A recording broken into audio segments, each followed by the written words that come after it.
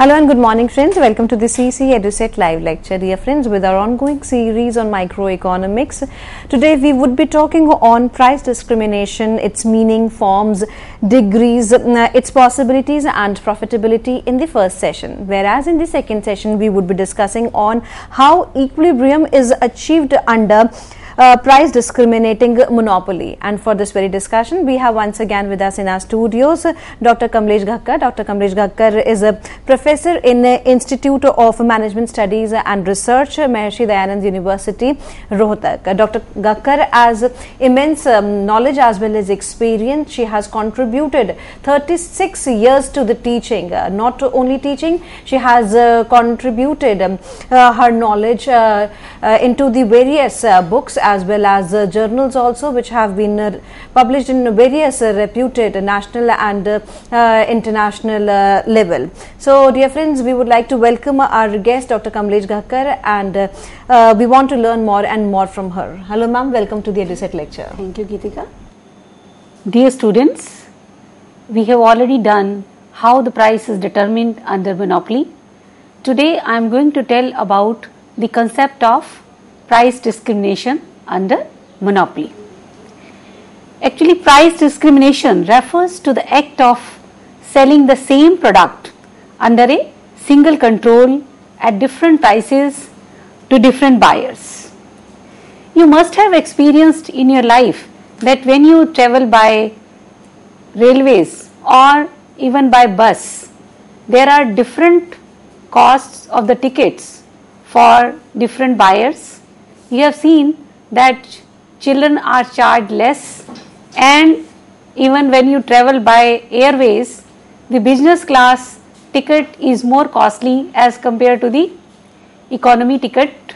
So these are the examples of price discrimination. Actually, it is very difficult to charge different prices for the identical product from the different buyers. So generally the product is slightly differentiated to practice successfully price discrimination. Thus, the concept of price discrimination can be broadened to include the sale of various varieties of the same good at prices which are not proportional to their marginal costs. Professor Stigler defines price discrimination as the sale of technically similar products at the prices which are not proportional to marginal costs. Now, there are different forms of price discrimination. Here we are going to discuss the main forms of price discrimination as personal price discrimination, group price discrimination and product price discrimination. So, what is personal price discrimination? So, price discrimination is personal when a seller charges from different buyers the different price for the same commodity on the basis of their incomes. For example, a surgeon charges high fees from his rich patient and lower fees from the poor patients, and this adds to his revenue.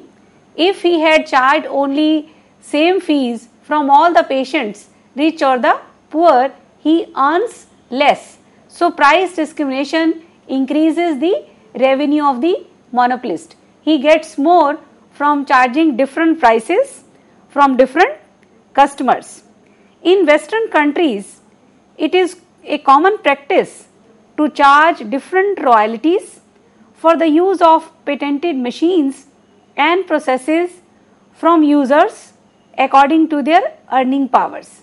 This discrimination maximizes the return to the monopolist. So, this is the personal price discrimination. And in group price discrimination, it is done on the basis of the age and sex of the buyers, their locations or status and use of the product. Rates for services sold to children are generally lower. Railways, roadways and cinema houses charge about half the rate for the children. If the monopolist can divide the buyers of his product into various zones, he may charge different prices for the same good in the various zonal markets. Selling of the same commodity in the foreign market at a lower price and in the domestic market at a higher price is quite common. Customers may be discriminated between old and new. Sellers give additional discount on bulk purchases.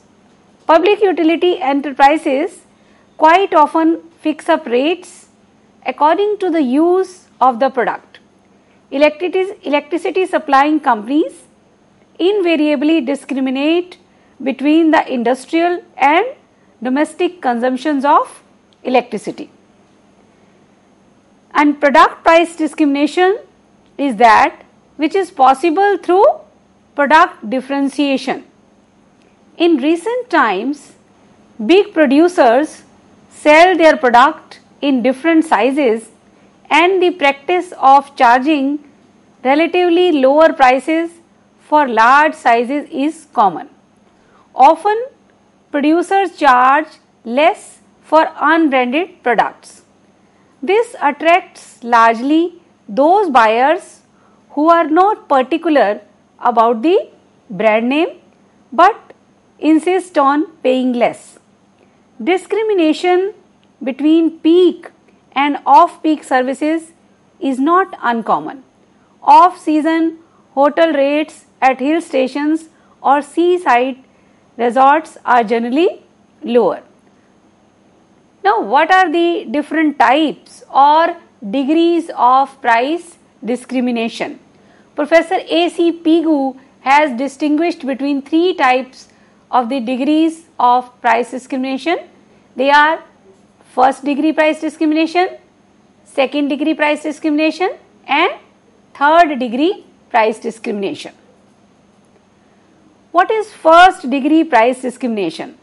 This is also known as perfect price discrimination.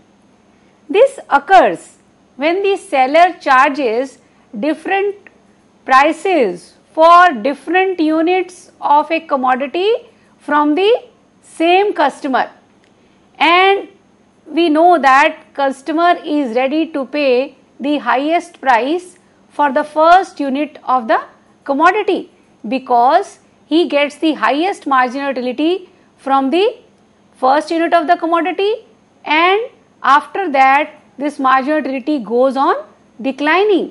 So, seller will charge the price of a unit which the customer is willing to pay for that, and we can see that how this leads to the extraction of the consumer surplus by the seller himself.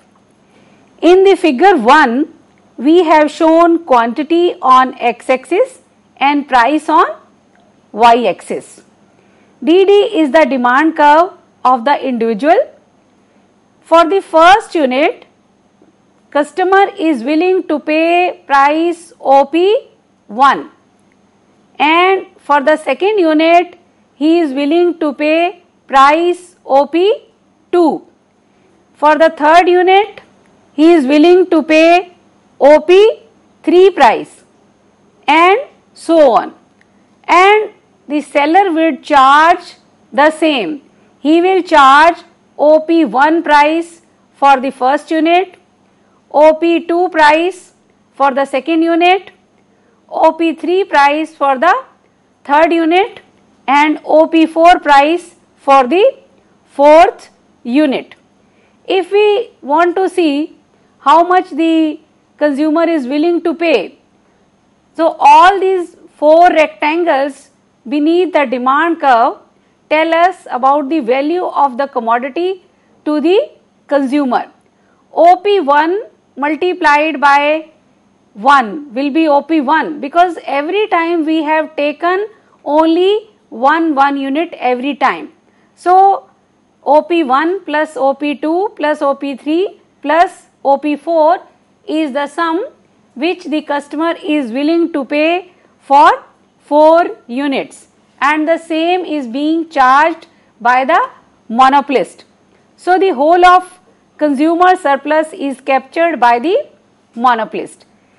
So you must remember that consumer surplus is what the consumer is willing to pay and what he actually pays in the market. So in this case, he is paying what he is willing to pay. So there is no consumer surplus left for the consumer.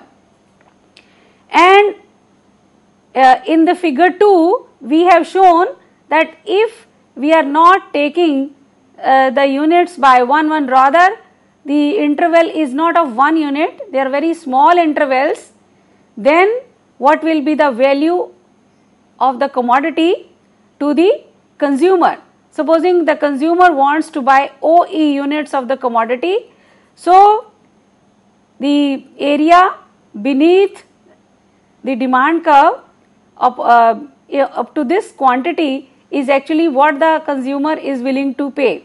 So OPBE is the amount which the consumer is willing to pay for OE units of the commodity. So this area OAB is the value to the consumer. And now in the figure 3, we have shown what is the consumer surplus if the seller charges the price OP. If OP price is charged and consumer is buying OE units, so he is willing to pay OPBE area, but actual payment is OPBE. So the area or the triangle PBA is the triangular which is telling us the consumer's surplus. But we know the seller is charging what the consumer is willing to pay. He is charging the whole amount, OABE. The whole amount is being paid to the seller. So no consumer's surplus is left for the buyer. So in case of the first degree price discrimination, consumer does not get any gain. He is paying what he is willing to pay. But actually this is possible only when the seller has detailed information about what the consumer is willing to pay for every unit of the commodity. Sometimes the firms don't have the complete knowledge of the demand curve for the customers, so this prevents the firms from indulging in perfect price discrimination or first degree price discrimination. Now we come to the second degree price discrimination. In the second price discrimination, the firm sets price schedules, a limited number of prices for the different blocks of unit. For example, we can say that a monopolist charges rupees 50 per unit for the first 10 units, then from 11th to 20th units he charges rupees 40 per unit of the commodity, and for the next units beyond 20 he charges rupees 30. So this is the case of second degree price discrimination, and this is shown in figure 4. In figure 4, we have taken quantity on x-axis and price is shown on y-axis. DD1 is the demand curve of the individual. So here the first block is up to OQ1. So up to OQ1 units, the seller charges the price OP1, and in the second block from Q1 to Q2, the seller charges price OP2, and in the block from Q2 to Q3 units, the seller charges OP3. 3 price. So in this case, the sum of the consumer's surplus remains with the consumer and sum is taken up by the seller, because not one price is being charged, different prices are charged for the different blocks. The sum of the triangles, but they are now the short ones, they remain with the consumer as consumer's surplus. You must have experienced when you pay the electricity bill, sometimes you see that there are different prices for different blocks, and when you go to a typist and you have to get the pages typed, he will be charging the highest for first few pages, and then if you have more pages to be typed, then he will charge less. So this is also the case of second degree price discrimination. Then price discrimination of third degree. This is the most common form of price discrimination, and actually here the seller divides his buyers into 2 or more than 2 sub-markets or groups depending upon the price elasticity of demand and charge a different price in each sub-market. The price charged in each sub-market depends upon the output sold in that sub-market and demand conditions of that sub-market. Price discrimination of this degree is quite common. And when is this price discrimination possible? When the seller can charge different prices for for the same commodity from different customers. 2 fundamental conditions are necessary for this. Firstly, price discrimination can occur only if it is not possible to transfer any unit of the product from one market to another. This implies that markets should be divided in such a way that the product sold by the seller in the cheaper market cannot be resold in the dearer market. If the buyers in the cheaper market sell the product in the dearer market, price discrimination will break down. Second essential condition is that it is not possible for the buyers in the dearer market to transfer themselves into the cheaper market to buy the product or service at a lower price. For example, if a doctor charges a smaller fee from the poor than from the rich, then this price discrimination will break down if a rich man can pretend to be poor and pay a poor man's charges to the doctor. So price discrimination will be practicable only when neither the unit of the good nor the unit of demand can be transferred from one market to another. The monopolist must be able to keep the markets separate. Price discrimination is possible in following cases. Number 1 is segmentation of markets on the basis of nature of good or services. In case of services, it is possible for the monopolist to charge different prices from different consumers. Just like a doctor or a lawyer can charge more from the rich people and less from the poor people. But in case of goods, the resale and repurchase is possible in 2 markets. So there is less possibility of price discrimination. But in case of services, it is possible. Then segmentation of the markets owing to the snobbish outlook of the consumers. Some consumers feel happy when they pay more for a commodity.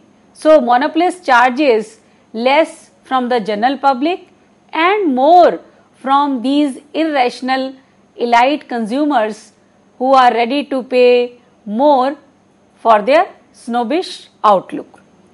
Then segmentation can also be by geographical locations, that markets are quite far away from each other and it is not possible or it is very expensive to shift commodities from the cheaper market to the costlier or dearer market, in that case this is possible.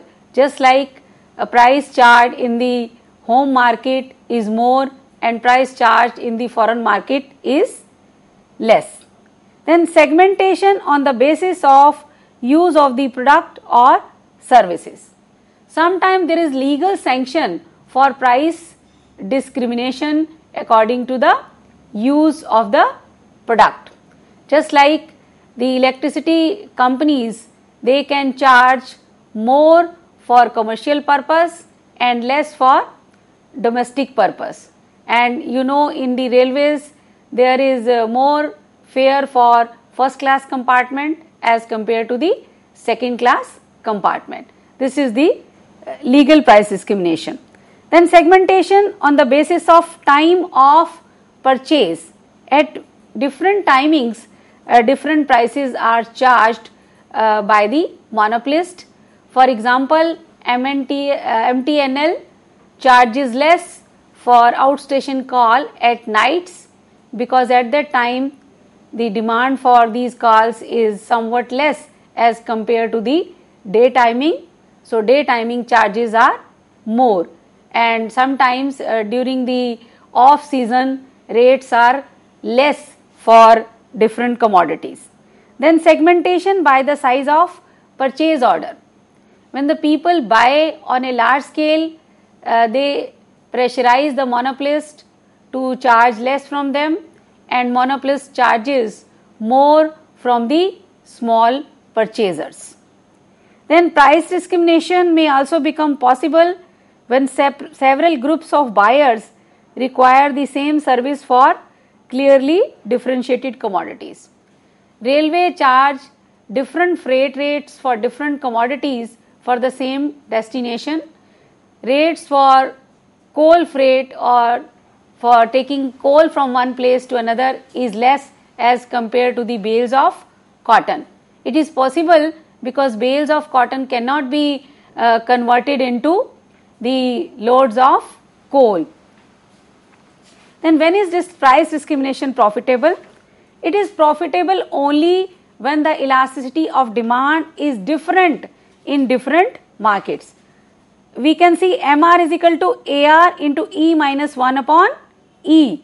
So if elasticity is same, marginal revenue will be the same in both the markets, and it will be not profitable to charge different prices. But if the elasticity is different, just as we have taken the case of elasticity 2 in one market and elasticity 5 in the other market. So you can see that marginal revenue in market A will be rupees 7.50 and marginal revenue in market B will be rupees 12. So if 1 unit is taken from market A, loss will be of rupees 7.50, and if the same unit is sold in market B, there will be gain of rupees 12. So the seller will gain if he discriminates when there is a difference in the elasticity of demand. More price will be charged in the market where elasticity is less, and less price will be charged in the market where elasticity is more. So dear students, we have seen what is price discrimination, what are its various forms, degrees, when it is possible and profitable. Thank you.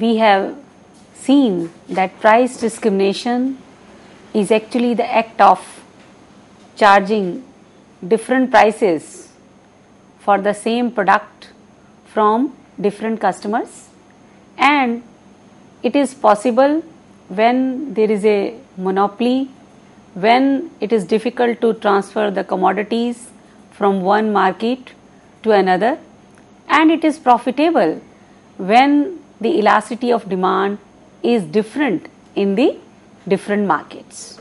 So now I will tell you how the equilibrium is achieved in case of price discriminating monopoly. Now, monopolist has the aim to maximize his profits. So whenever he finds that it is not only possible to separate completely the market for his product, but also the price elasticity of demand in these markets is different, he indulges in price discrimination.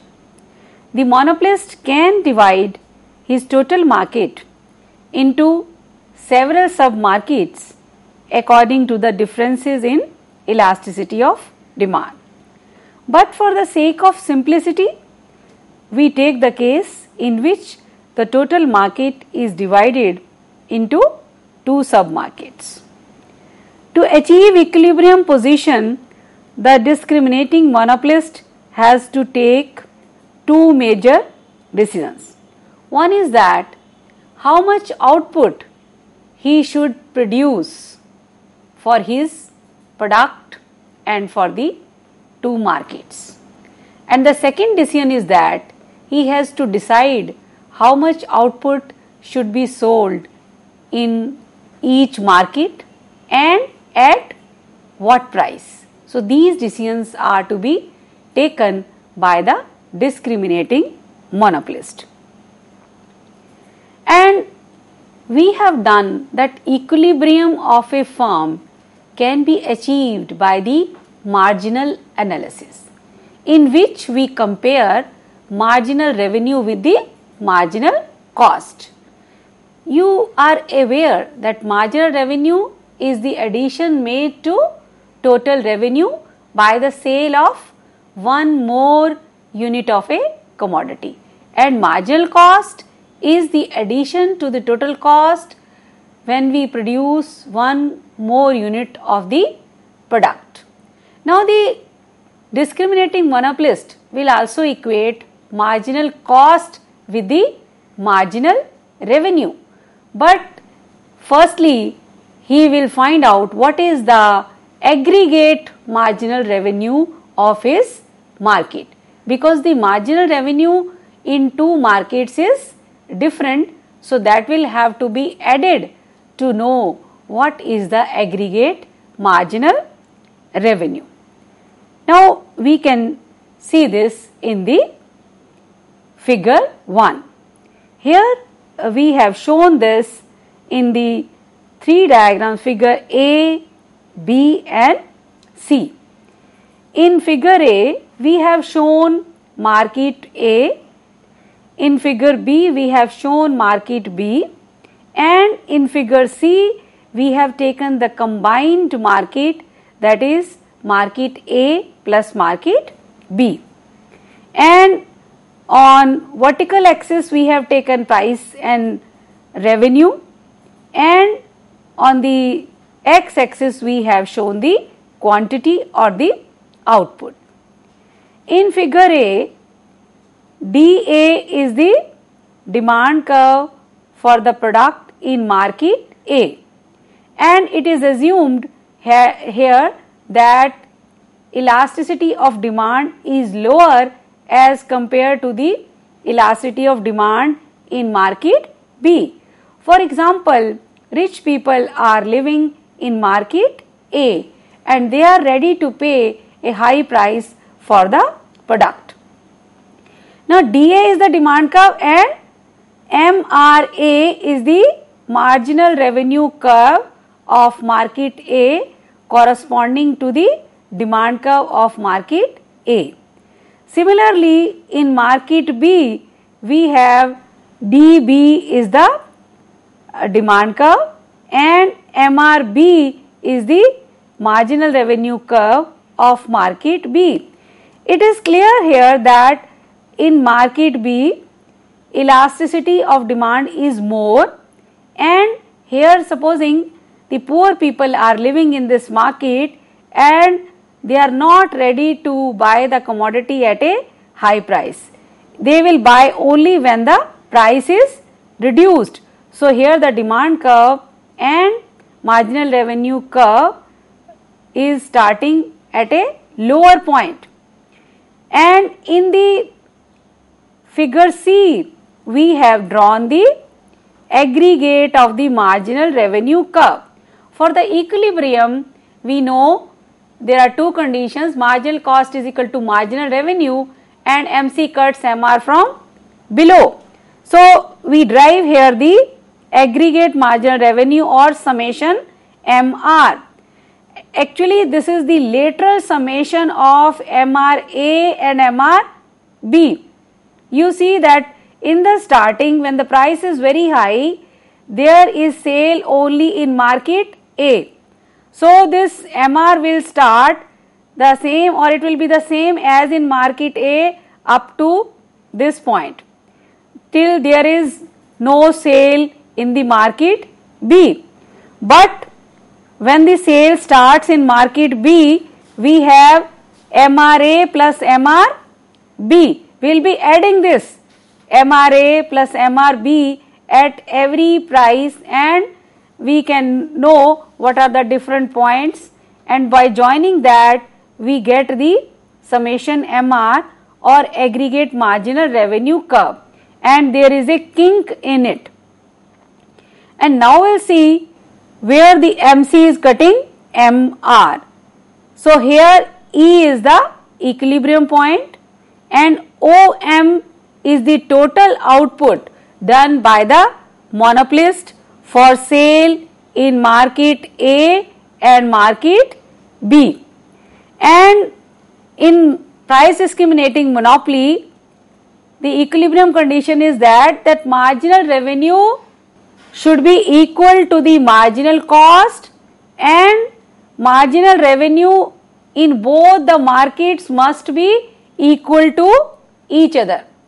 So that is why we have to see that this ME is the marginal revenue combined MR. It is also equal to the marginal cost. So the marginal revenue in market A and market B should also be equal to ME. So we take this line and we find out where it is cutting the MR of market A and market B. So you see in the market B, equilibrium is at E2, where OM2 output is sold, and you know price is equal to AR, and demand curve is actually the average revenue curve. So OM2 output will be sold at the price OP2 per unit in market B. In market A, equilibrium is at E1, where OM1 output is sold in the market, and the price here is OP1 in market A. So you see that same price is not charged. OP1 price is charged in market A and OP2 price is charged in market B. So you find that in market A high price is charged, in market B low price is charged, and the marginal revenue in market A is M1E1, which is equal to combined MR and MC, that is ME, and in market B also MR is ME2, which is equal to ME is equal to MC is equal to MR. So we see that under price discriminating monopoly, what are the two conditions of equilibrium?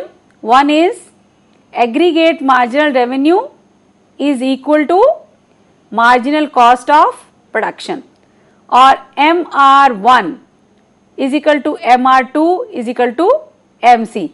MR1 means marginal revenue in first market is equal to marginal revenue in the second market, and both are equal to the marginal cost of production, and this will give the maximum profit to the monopolist. And we have shown that price is according to the elasticity of demand. We have already done that higher the price elasticity, lower is the price, and lower the elasticity, higher is the price. And here also the same thing has happened, that in market B, where the poor people are living, their elasticity of demand is greater, so they are paying less to the seller, and in the market A, where rich people are living and they are ready to pay a high price, their elasticity of demand is less, so they are charged more. And this price in the different markets can be calculated from the relationship between average revenue, marginal revenue, and elasticity of demand. Marginal revenue is equal to price multiplied by E minus 1 upon E. Therefore, in market A, marginal revenue in market A would be equal to PA multiplied by EA minus 1 upon EA, where PA stands for price, MRA stands for marginal revenue, and EA stands for elasticity of demand in market A. Similarly, in market B, marginal revenue in market B is equal to PB multiplied by EB minus 1 upon EB, where PB stands for the price, MRB stands for the marginal revenue, and EB stands for price elasticity of demand in market B. From 1 and 2 we get price of A multiplied by EA minus 1 upon EA is equal to PB multiplied by EB minus 1 upon EB. In the equilibrium, we know that marginal revenue in both the markets is equal. So actually this is marginal revenue in market A is equal to marginal revenue in market B. So from this we can say that PA upon PB will be equal to EB minus 1 upon EB, the whole divided by EA minus 1 upon EA, and by solving this we get 1 minus 1 upon EB divided by 1 minus 1 upon EA. Suppose the absolute value of price elasticity of demand in market A is equal to 2 and in market B it is equal to 5. So we can find out what will be the ratio of prices in market A and B. PA upon PB is equal to 1 minus 1 upon 5. This is the elasticity of demand in market B divided by 1 minus 1 upon 2, because the elasticity of demand in market A is 2. So what we get, 1 minus 1 upon 5 is equal to 4 over 5, and 1 minus 1 upon 2 is equal to 1 upon 2. So you get 8 upon 5. So the ratio between PA upon PB will be 8 upon 5, when the elasticity of demand in market A and market B are 2 and 5 respectively. Prices in the two markets will be in the ratio of 8 to 5. So this was how the price is determined in the case of price discriminating monopoly. Now we'll see a very important example of price discriminating monopoly, and that is known as dumping. You must have heard this word dumping so many times in newspaper that China is dumping its goods in Indian market. So that is also price discrimination. So what dumping is that when the seller is selling a commodity in the foreign market at a lower rate and at a higher rate in the domestic market, this is known as dumping. And here also the same process follows, that price is determined according to the elasticity of demand in the two markets. Now here the two markets are foreign market and the domestic market.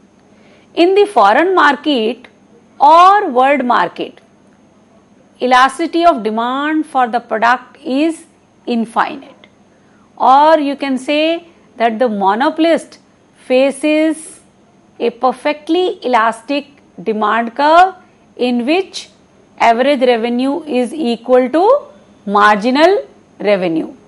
If price is increased, there will be no sale in this market. And in case of the domestic market, what happens? That there is a monopoly, and you know, under monopoly, average revenue curve is sloping downward. That to sell more, monopolist reduces the price of the commodity, and if he wants to charge a high price, he will have to reduce the output. So AR is falling, and when AR is falling, naturally MR will be below it. So in case of the domestic market, elasticity is less as compared to the elasticity in the foreign market. This is shown in figure 2. In figure 2, output is shown on x-axis, and on y-axis we have shown price, cost and revenue. PWD is the demand curve in the foreign market or in the world market, and so that is why we have shown it as ARW is equal to MRW. This means average revenue in the world market is equal to marginal revenue in the world market. Here elasticity of demand is equal to infinity. And in the domestic market, the seller has a monopoly. So this is ARH, average revenue in the home country. This is falling, and accordingly this is the MRH, marginal revenue in the home country, that is below the AR curve. And now for finding out the equilibrium, we know that we have to take the aggregate of marginal revenue in both the markets. At price above OPW, there is no sale in the world market. So firstly we have the relevant marginal revenue, that is only of the marginal revenue in home market. So BF, the part of marginal revenue of the home market, becomes the marginal revenue in the aggregate also. But after the price is OPW, then you see that demand for the product in the world market is perfectly elastic. So if we add the marginal revenue PWF with the infinite, naturally it will remain infinite. So that is why we have the aggregate MR as BFED. This is the aggregate marginal revenue curve, or you can say summation MR. Now we'll see where the marginal cost is cutting this MR. That will tell us the equilibrium output by the monopolist. So E is the equilibrium where MC is cutting MR and it is cutting MR from below. So OM is the total output, out of which we will see that this ME should be equal to the marginal revenue in both the markets, whether it is home market or it is world market. In the home market, the equilibrium is at F, where the MR is M1F, it is equal to ME, which is MR as well as MC. And so you know OM1 output will be sold in the home market, and to know the price, we take this line above up to AR and we find that OPH is the price charged in the home market or domestic market. But so far as the world market is concerned, now this is the point of equilibrium and M1M is the output sold in world market and its ARMR is this line. So here the price charged is OPW, which is equal to the ME, which is MR as well as MC. So marginal revenue in both the markets is equal. So the seller is charging a higher price OPH in the home market and lower price OPW in the world market because of the difference in the elasticity of demand. So this will enable you to know how the price is charged different in the different markets according to the elasticity of demand. Now we'll see what is the effect of price discrimination, or is it good or not. We can show this in the diagram also. This is shown in figure 3, where we will show that price discrimination leads to increase in the output. Now here DD is the demand curve and the first MR curve is MR, and if there is no price discrimination, then the monopolist will be in equilibrium at E, where only OM output is produced. But if the seller finds that this market can be divided into different sub markets and different prices can be charged, and the marginal revenue in one market is greater than the marginal revenue in the other market, so then when he sells at different prices, the marginal revenue curve shifts upward. Just as in this diagram, this MR curve shifts to MR1 because only the additional units will be sold at lower prices. So when the MR curve shifts upward, what do you see? That the equilibrium point changes from E to E1, and here you see that output produced is OM1. Higher output is produced by the monopolist. And you know, when more output is produced, it is good for the society. All people can buy this product. And when the price discrimination is of the first degree, in which I told you that each unit is sold at a price which the consumer is willing to pay, and in that case what happens, that AR curve also becomes the marginal revenue curve. Why? Because what the consumer is willing to pay is actually paid by him, or the seller charges him the same price for every unit, which is different from others, because it is that either buy or leave it. So the customer pays the price for each unit which is different from the other. Highest price for the first unit, and then it goes on declining. So in this case, because demand curve becomes the marginal revenue curve, so MC and M are cut at E2.